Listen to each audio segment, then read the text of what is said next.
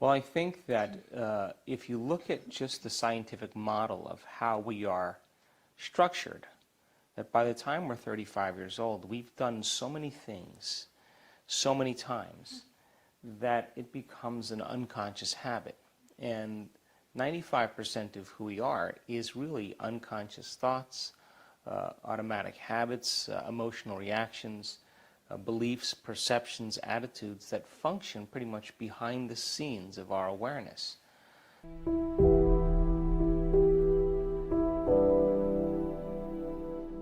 So the process of becoming conscious of what you're unconscious about yourself begins the process of change. So how you think, how you act, and how you feel is called your personality. And your personality creates your personal reality. That's it. So if you wanted to create a new personal reality, you'd have to change your personality, which means you'd have to start thinking about what you've been thinking about and change it. Become aware of your automatic habits and behaviors and modify them. And then look at the emotions that you've experienced that keep you anchored to the past. And really look at them and decide, do these emotions really belong in my future? So when you begin to think differently, when you begin to act differently, you begin to feel differently, your life is going to change. So most people like to wait for a reason to change, like a crisis or a trauma or a diagnosis from some disease. Now all of a sudden, they realize that they can't go on living the same life any longer. They have to change something about themselves. So I think that my message is, why wait for that trauma? That when you teach people that they can begin to create a better life for themselves and even improve their health and give them the tools on how to do it, it becomes more effective for everybody. Now here's the key, is that we are already wired to do this. We're always in the process of creation if we're truly relaxed and beginning to think about what we want for ourselves and our lives. When we're living in stress and we're living in survival, then it's not a time to create. So getting people out of those survival states into more creative states allows them to do what we're innately wired to do. And many people spend the majority of their life waking up every morning and running through a series of routine behaviors, seeing the same people that push the same emotional buttons, doing the things at work that they know that they can do so well, thinking the same thoughts, living by the same emotions all day long. And as a result of it, if you're thinking the same thoughts, making the same choices, demonstrating the same behaviors, creating the same experiences, and living by the same emotions every single day, your inner world is going to be a complete match with your outer world. In other words, your biology is going to be in a tango, in a dance with your outer world, and nothing will change. So then, if you keep thinking and acting and feeling the same way, you condition your body to become the mind. So then, if you're waking up every morning and you're running through a series of routine behaviors that you did yesterday, then your body's already programmed into a predictable future based on what you did in the past. So we use the model of meditation. So a person sits down and they close their eyes and they disconnect from their outer environment, the people they know, the things they own, the places they have to go, the experiences that normally they create every day that reaffirms their same emotions. So if they're not experiencing their environment and they're closing their eyes and they're playing soft music in the background, or they're plugging their ears with earplugs, that's less information. If they're sitting their body down and not getting it up and doing something, and not eating or smelling or tasting or feeling with their body, that's even less sensory information coming into their body. And if they're sitting down, they're not thinking about all the schedules they have to keep or all the past things that happened yesterday. They're truly in the present moment. It's when we get beyond our bodies, get beyond our environment, and we get beyond time, that we really fall into the sweet spot of the generous present moment. And that's really when we connect to the quantum field where all those potentials exist.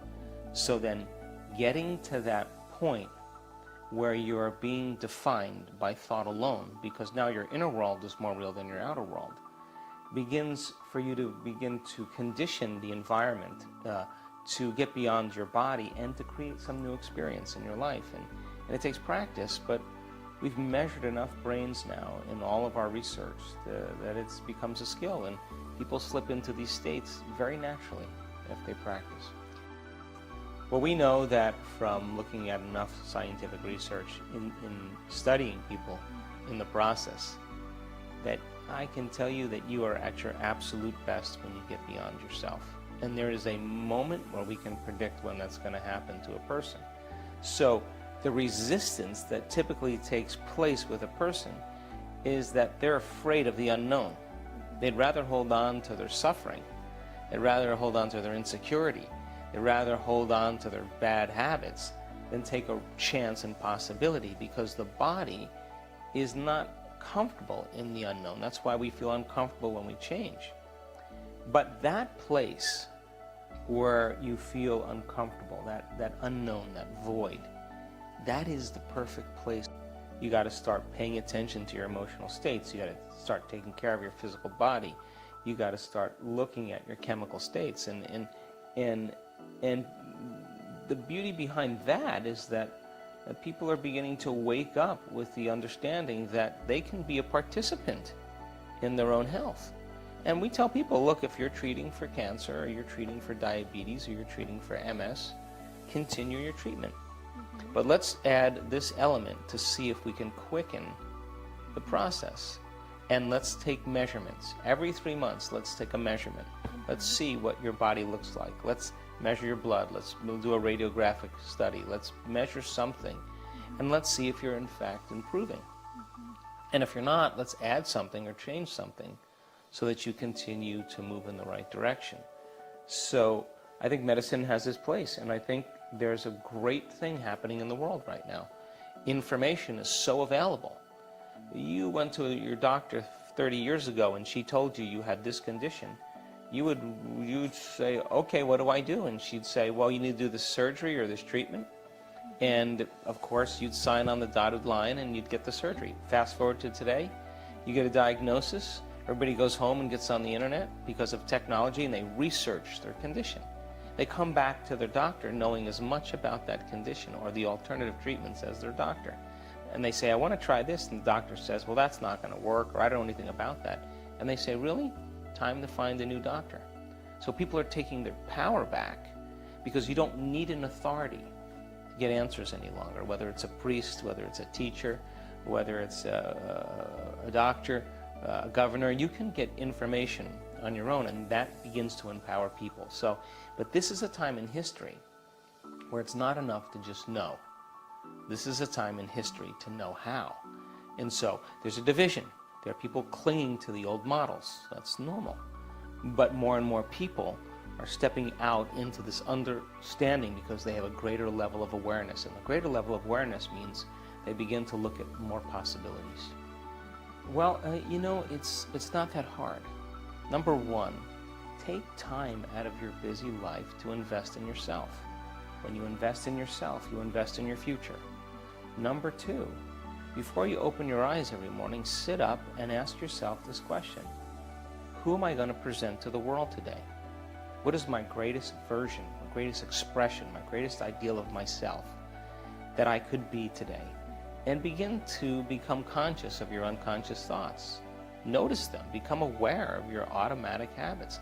Look at the emotions that you live by every single day. And the more conscious and familiar you become with them, the less unconscious you'll become.